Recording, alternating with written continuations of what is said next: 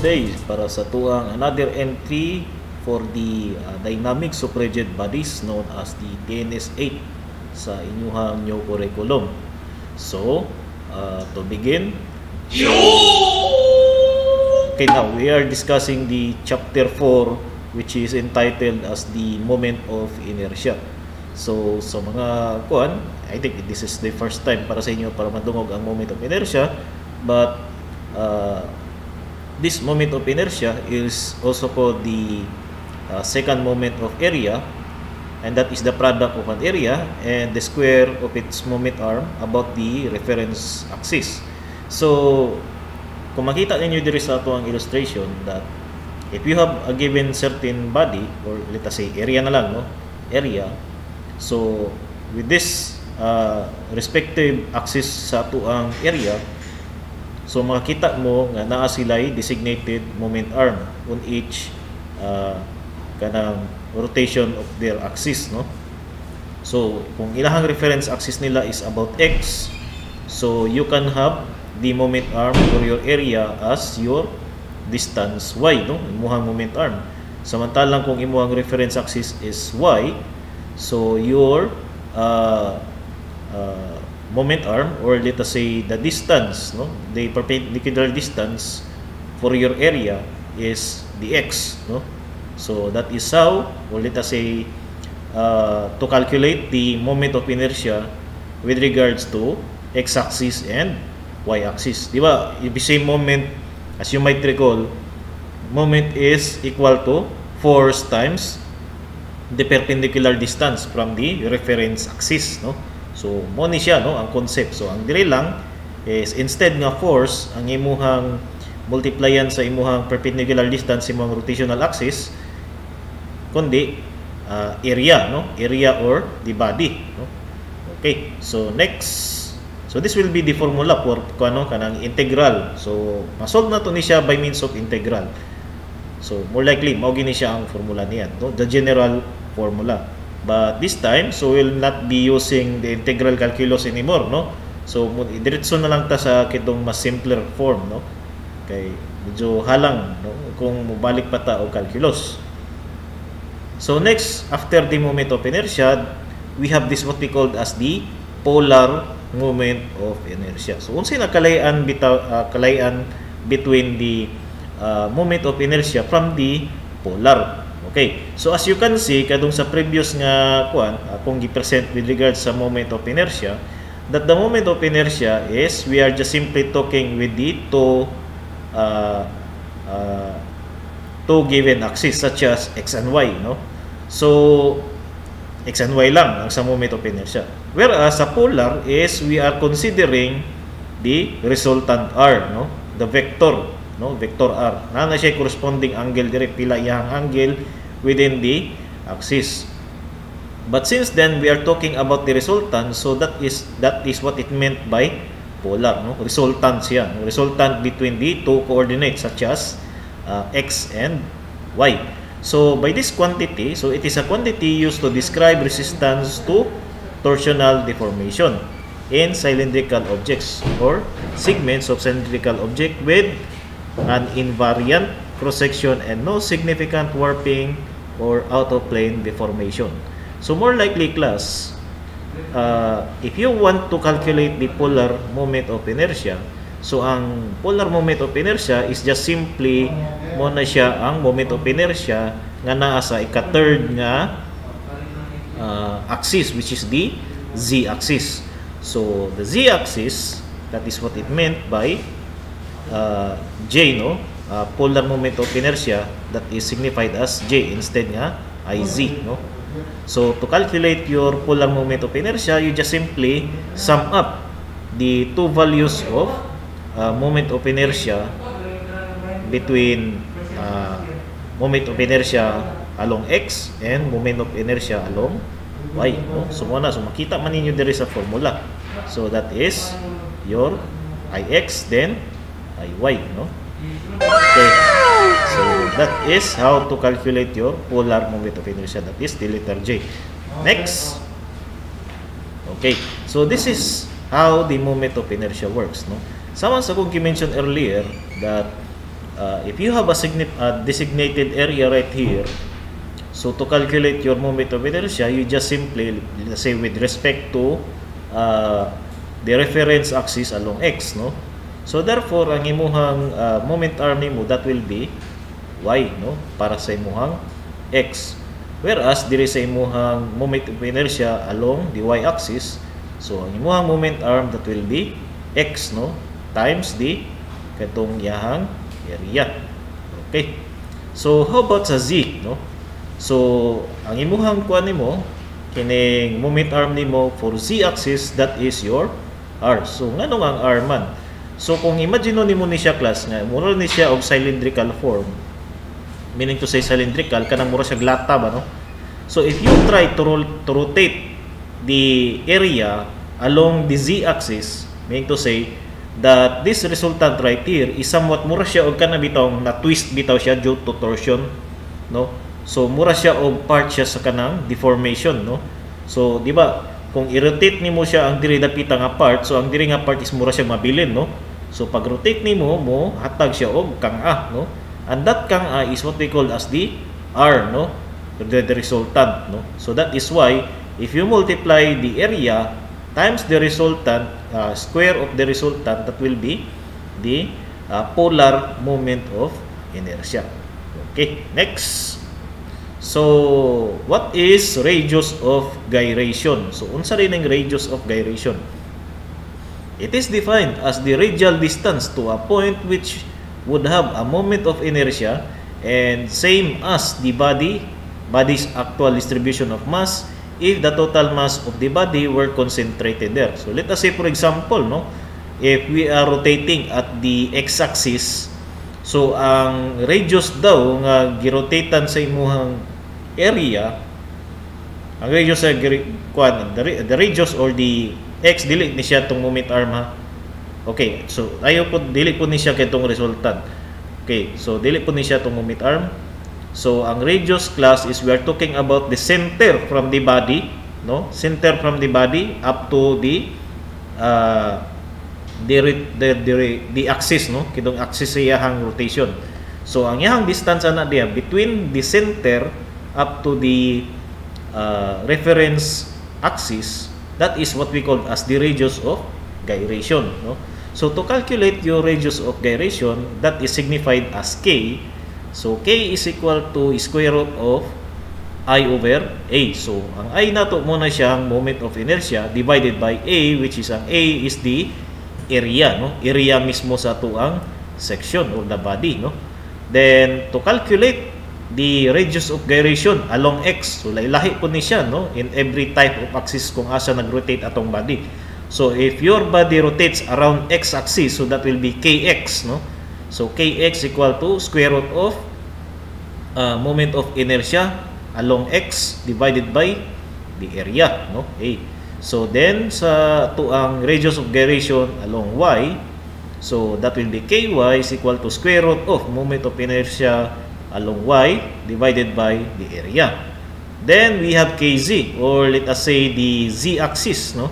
So that will be equal to square root of j, di ba? J, that is the polar moment of inertia, or just simply equivalent to iz na siya. Pero ang ato lang ko nato multiplier nato nga moment arm is the r, no, the resultant. Dili siya either x or z. It's because we are talking at the z-axis. So that will be kz is equal to square root of j over a, no?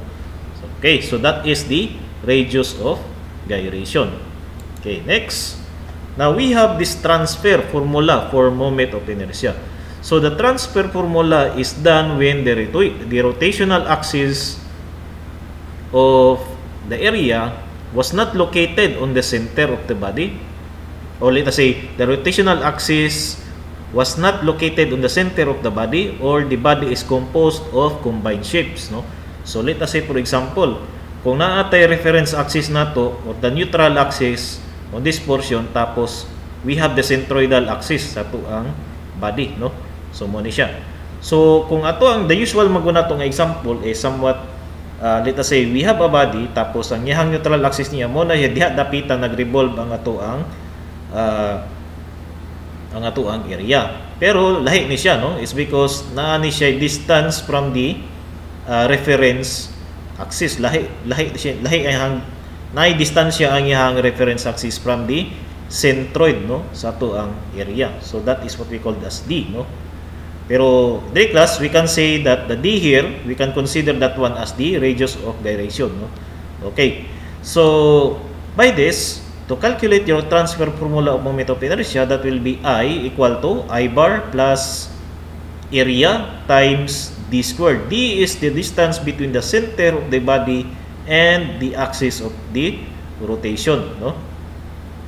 Okay, so morning ang sa tong figure, that is kining x nato diri, this is the axis of rotation, then ang x prime, this is the the axis from the, or the neutral axis from the body, no. So ang ilang distansya niya, that is the distance D, no. Then ang I bar nato, that is the moment of inertia nato tong gikuan nato ganihan, no, gi-introduce. Okay, so that is the moment of inertia. Kining I mo ni siya ang transfer moment of inertia, the transfer. Okay, next. Okay, so here are the, okay, let me give to you the formulas for the moment of inertia and the radius of gyration. So kauban na lang po diri ang kadong how to locate your center, no, center sa inyong area. So in every shape, let us say for example, we have the rectangle. So ang location siyang centroid is somewhere naa siya sa at the middle, no, which is h/2, no, h/2. Whereas pag diri sa may kuan, diri dapita, no, so the distance for this one will be b/2, no, b/2 at this side. So to calculate your moment of inertia, that will be bh³ over 12, no. Then for let us say transfer moment of inertia nga formula directly, no, so you can use this one directly if you are solving for the transfer moment of inertia. So Ix is equal to bh³ over 3. Then for the radius of gyration, so that will be so moment of inertia, no, so that will be kx bar equal to h over square root of 12. Then for kx, that will be equal to h over square root of 3. Okay, so dili na nako siya isa-isahon class, no. So you can just simply look for the formula on this one. Okay, so we have the rectangle, then we have the triangle. By the way, pangutana kung sir, what if instead ang ato ang formation nato kini siya sa x man ni siya, what if kung sa y na pod, sir, no? So kung sa iy na pod, what will happen to the formula? Okay, so kung nanapod siya sa y, so you just simply iswap lang nimo ang b ug ang h. So kung dire sa x, kung sa ix, ang formula is bh³, so pag abot dire sa y, that will be hb³, no. Ang b na pod mahimong cube. Okay, so dili na pod ang h. Ang h dire mo ay cube dire pag abot sa x, pero sa y ang b mo ay cube. Okay, swap lang nimo siya. Then how about dire sa triangle? So somewhat the same lang gihapon, okay? So iswap lang nimo, no, kung just in case mag-solve ka sa imong y, no, iy. Then sa iyang center, so that will be 1/3 sa base, then 2/3 sa may tip, no. So next sa circle, okay, naman sa center, dali ra may locate kay na may radius, no. Locate kabalo ka sa distance sa imong radius, so that will be the location of your circle. And the formula for your moment of inertia, that will be this one, no? Okay, next we have the semicircle, the half of the circle. So to calculate your centroid of your circle or semicircle, we have 4r over 3 pi, no. So gikan siyang base, that is 4r over 3 pi. Then sa taas, that will be r minus 4r over 3 pi, because r mini siya dre, no, yang length niya dre is r, bawasan lang mo siya og 4r over 3 pi. Okay, how about the moment of inertia? So mo ni siya yang formula, both ix and iy just the same, no. So pi r cube, pi r raised to 4 over 8, no. Okay. Pero lahi ning kuan na ay x ug ang I bar, lahi na siya. Okay. Next, how about sa quarter circle? So most likely they are all the same, no? So parehas lang gyapon siya. So that will be, pero pag abot diri sa moment of inertia, that will be Ix equal to Iy equal to pi r is to 4 over 16. Okay.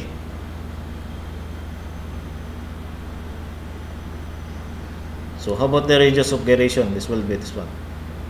Okay. Next, the ellipse. So ang A is the longer side, B is the shorter side. So what if kung baliktad na pod, no? Okay, baliktaron lang nimo ang cube. So ibalhin lang nimo ang cube kung asa dapita ang imuhang longer side. Dito say for example, dili day longer side. Dito say kung sa Ix, kung sa X, ang B may imuhang cube. Sa Y, so that will be your A, no? So imuhang cube. So next. Okay, so let us go to the sample problems. Okay, so we have a problem 1. So a rectangle that is 3 inches by 6 inches. So determine the polar moment of inertia and the radius of gyration with respect to a polar axis through one corner. Okay, so ang iyahang polar axis is naa daw sa iyahang corner. So more likely mo ni siya ang forma niya, no?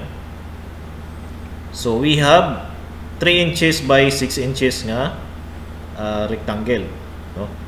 So let us calculate it. To calculate your polar moment of inertia and the radius of gyration, first we must identify your moment of inertia, no, sa imuhang rectangle. Okay, di ba? Ang formula sa tong radius of gyration is Ix over A, no? Kung sa X, no, Kx. Pero sa Ky, that will be Iy over A, no? So you need to identify your Ix and your Iy, then ang imuhang area. Okay, so for the first moment of inertia along x-axis, so that will be Ix is equal to bh cube over 3, no? So this is the transfer moment of formula, no? Transfer moment of moment of inertia, no? Basta over 3. Transfer na siya, dili na siya Ix bar.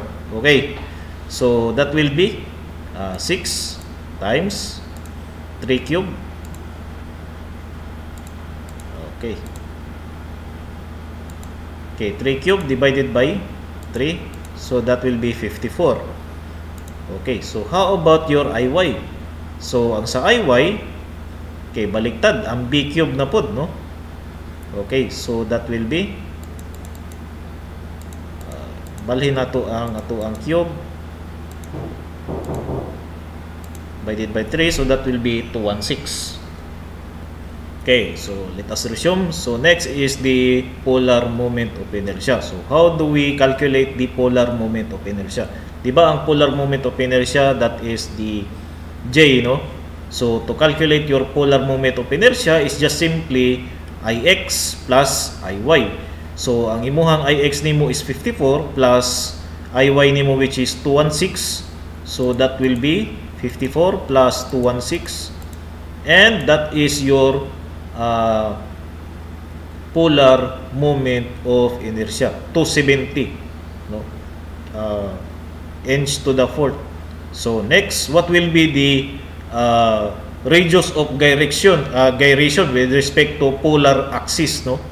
So sa polar axis man ta ang ato ang kwan. Okay, yang gipangutana dire is the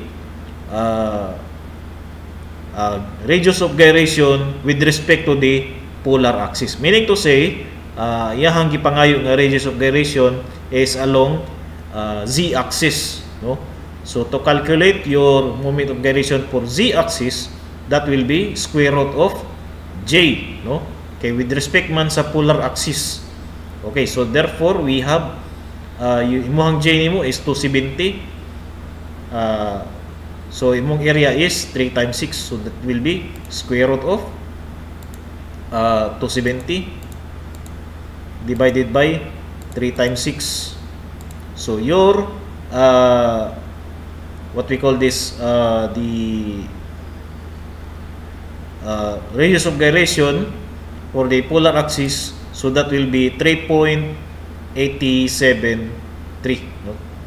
Okay, so that is how to calculate the problem number 1.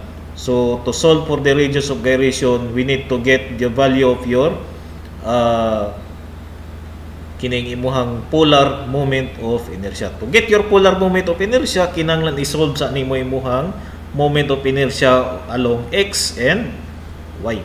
Okay, so next,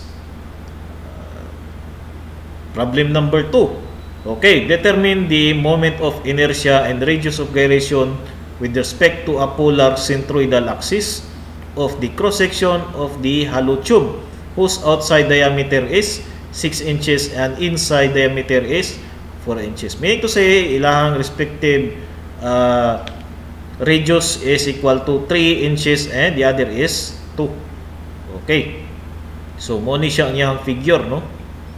Okay, so to calculate your moment of inertia and the radius of gyration with respect to the polar centroidal axis, meaning to say kz na po din, no? Okay, to calculate your j, no, or the, let us say, the polar radius of the polar moment of inertia, that is j is equal to, di ba, ang formula nato sa to ang radius of formula sa to ang polar moment of inertia is equal to j is equal to 1/2 pi times r raised to 4, di ba? But since duha man ni kabuk atong radius, the other one, which is the outer one, we need to subtract that one with the inner one. Kay hollow man siya, no?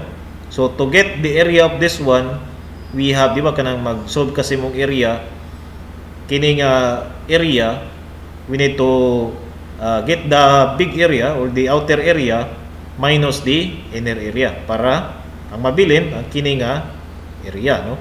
So that is, okay, balik ta dire.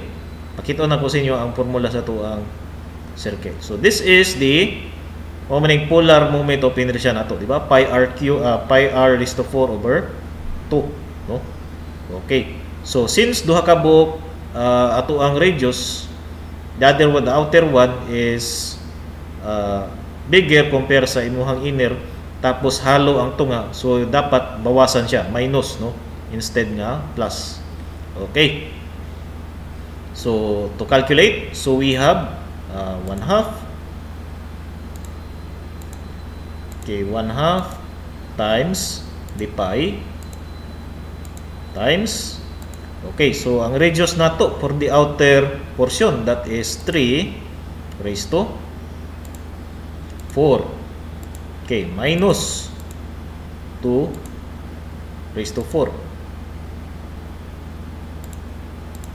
Okay, so we have your polar moment of inertia, that is 102.10 inches raised to 4.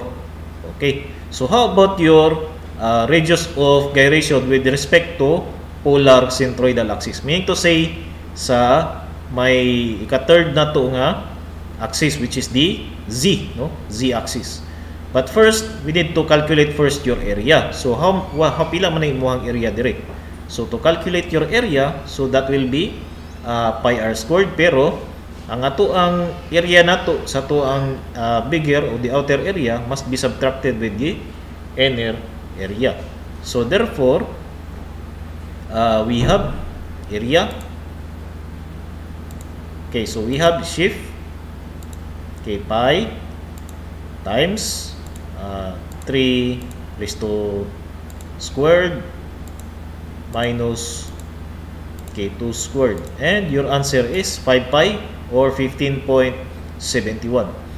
Okay, so nanakay j, nanakay a, so masolve na nimo imuhang radius of gyration, which is kz over square root of ja, no, j over a.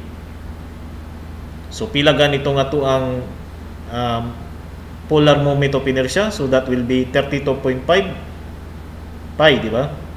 So 32.5 pi. So 32. So we have square root of 32.5. Okay, mali. We have 32.5 pi divided by the area, no? Itong area na to, which is 5 pi. So that is equal to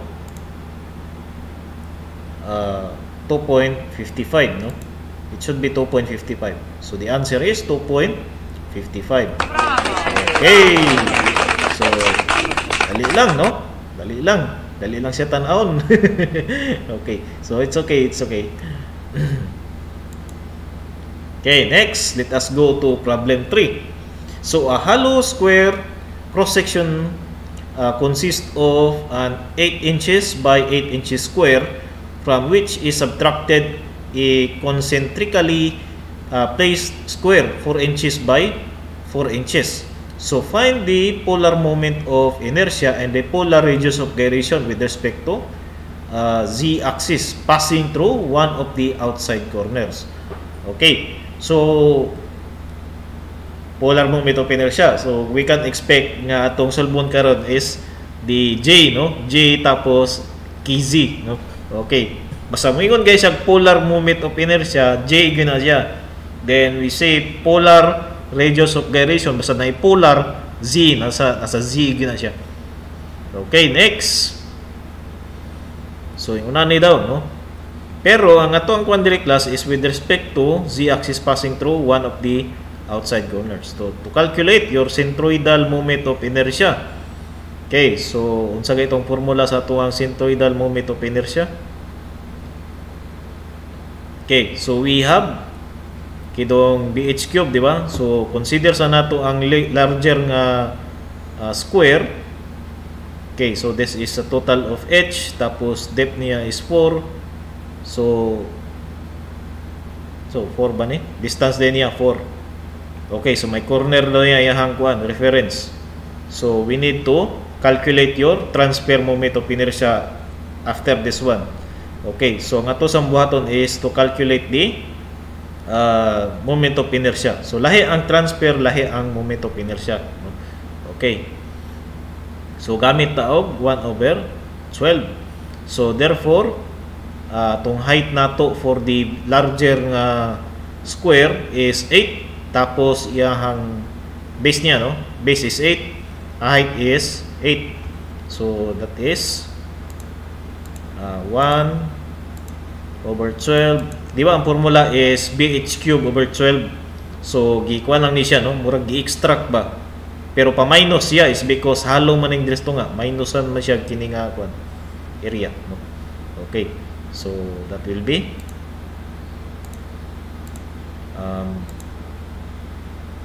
8 times height of 8, so cube. Okay, minus ang sa gamay nga rectangle, that will be 4 ang iyahang base times height niya is 4 gihapon, cube. So your centroidal moment of inertia, okay, so centroidal lahi po ni siya sa transfer. So I repeat, lahi ang centroidal, lahi ang sa transfer. Kaya sa transfer, lahi na siya ang reference point niya reference point of axis, samantalang sa centroidal, centroid mismo sa ilahang area. So that will be 320 inches raised to 4.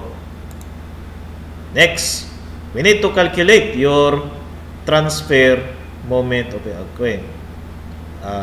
moment of inertia din eh, no? Centroidal moment of inertia. Ang na-solve na to is for x and y na ni siya, kay parehas naman sila side, di ba? Kay square man sila. So therefore, ix bar y, ix bar equal to ixy bar, no? Is equal to I, no? So they're both of the ix bar, then iy bar is equal to 320, no? So we need to calculate your area. So ang area nila, so we just simply subtract, no? Okay, so we have 8 squared minus 4 squared. So that will be 48, no? Okay, so by transfer formula, so ganiya is centroidal to ganiya, karon is transfer. So we have 820. So either of the following, no, x and y. So we have to get the transfer formula. So we have 320 plus area nato is 48 times d niya, no? So pila man yang d? Ang d is the distance from the reference axis. Dili ni siya centroidal axis, reference axis, which is the x. Tapos yung distance niya, pila gitong, di ba? Ang d na to is distance from the reference axis to the center of the area, di ba? So ilahang center of the area and the difference of the distance, that will be 4 inches, no? So muna siya. So 320 moment siya ilang moment of inertia times area 48 times 4 squared, no? So muna siyang value si mong d, and your answer is 1088 inches raised to 4. So that is the transfer moment of inertia.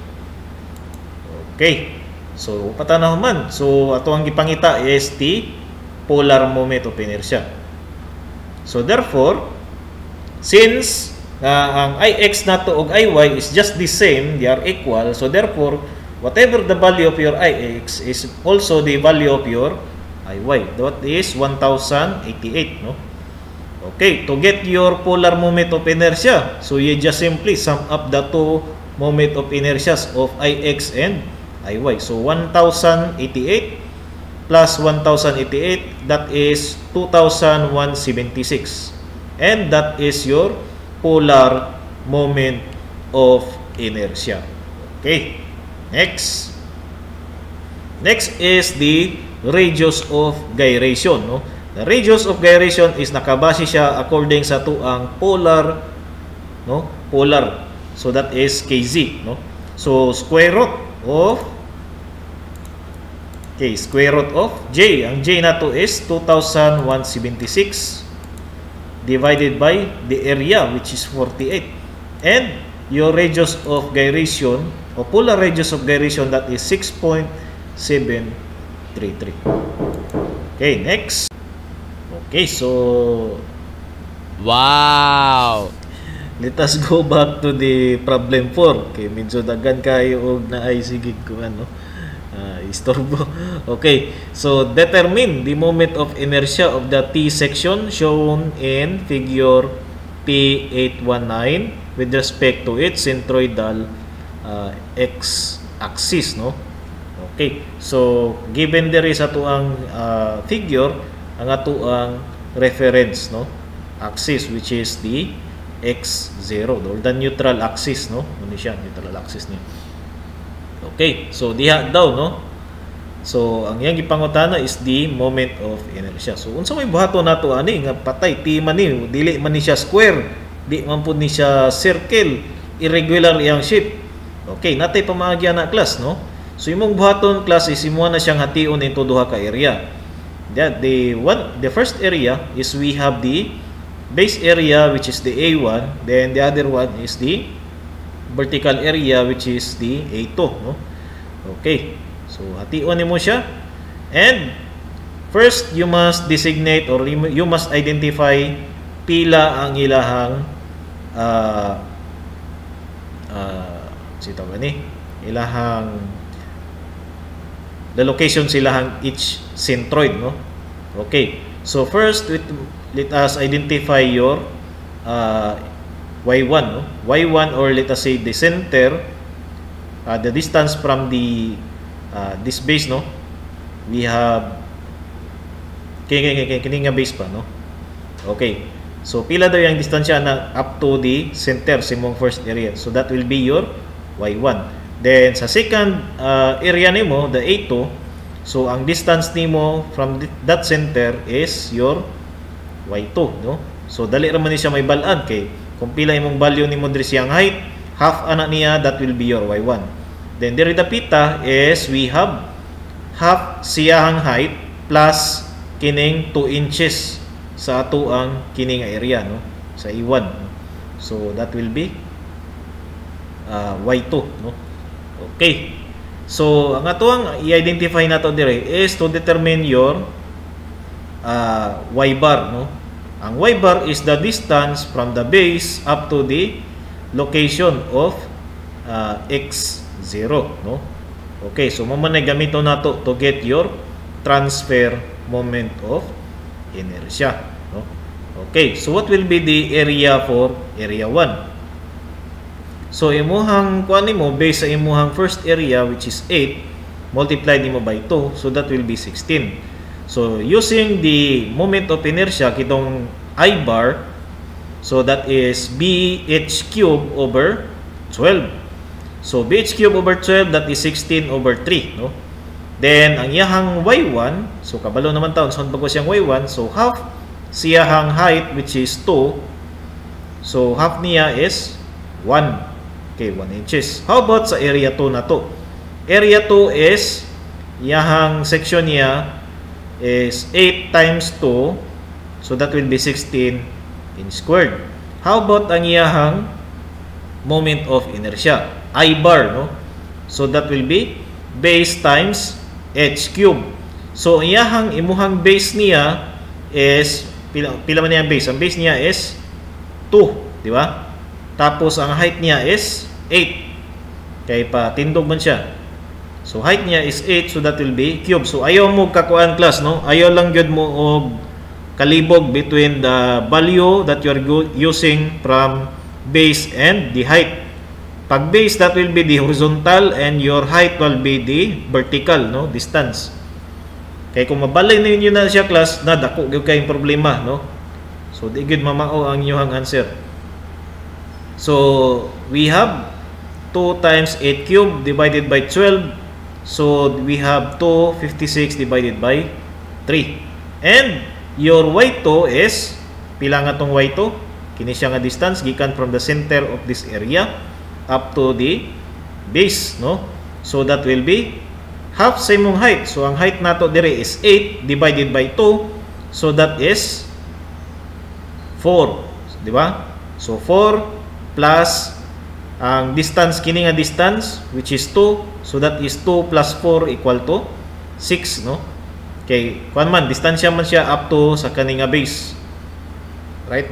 Okay, so next is you need to determine your total area. Total area ani. So we have A1 plus A2, so therefore we have 16 plus 16 and your total area is 32. So what's the purpose of doing this? So ang purpose nato ani class was to get your value of y bar, no? Kining y bar. So to get your y bar, okay, so magamit ta og Varignon's theorem. So kini siya, mo ni siya ang Varignon's theorem. We have the total area times y bar. So y bar equal to area 1, no? Area 1 times the y1, no? Or the distance from the centroid of the area.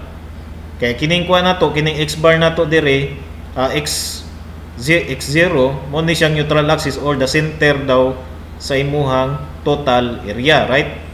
Okay, center of the total area located dire sa atuhang neutral axis. So mura siya equal lang pud siya sa tuang gagmayng area tapos ilahang location sa ilahang center, no? So that is area 1 y1 plus area 2 y2, no? Okay, so we have ang total sa tong area is 32 times y bar equal to 16 times 1 plus 16 times 6. Okay, so therefore, so di ba using the Varignon's theorem, so we have 16 times 1 plus 16 times 6. Okay, so divided by 32. Okay, so ang location, ang value karon si mong y bar, that is 3.5, no? So 3.5 inches. Okay, so nanatay value sa tuang y bar. Then the total area, no? So ang atuan na lang kinahanglan was the moment of inertia, no?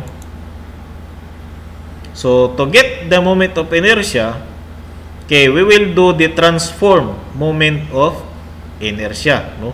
Kay duha man, composed of duha ka area man ni siya, so duha pod ka moment of inertia ato ang gamiton, no? Okay, moment of inertia of this area plus the moment of inertia of this area 2, no? Okay, so we have the moment of inertia for this one. So di ba naman tayo I ganiha, I bar ganiha gikuha sa tuong kuan. So this one, no, sa tuang moment of inertia for area 1. Then we have moment of inertia for area 2. Then the transfer moment of inertia is therefore moment of inertia for 1, then area 1, then we have this distance. Okay, muna siya, no? Distance from the center of the first area up to the neutral axis, no? So how to get this value? So we have y bar minus y1, no? And that is your distance d, no? Then we have the second area. For the second area, we have moment of inertia for the second area. We have I bar 2 plus area 2 multiplied by, so how saan ganito ito pagkuha sa distansya gikan sa center ani padulong diri sa neutral axis? That will be, since ang y2 nato is this distance, tapos ang y bar nato is this distance. Now to get this distance, we have y2 minus y bar, and mo ni siya, no, distance d. Okay, so ready na itong mga values. Given na siya ganiha, no, gipang solve na to. Right, so we have I1 bar, I2 bar, then we have the areas of area 1, then area 2, then ang ilahang D, no? Okay, so substitute the values. We have, okay, unahon na to si first, we have 16 over 3 man to siya, plus 16 times 3.5 minus 1 raised to 2. Okay, plus the moment of inertia for the second area, no? So 256 divided by 3.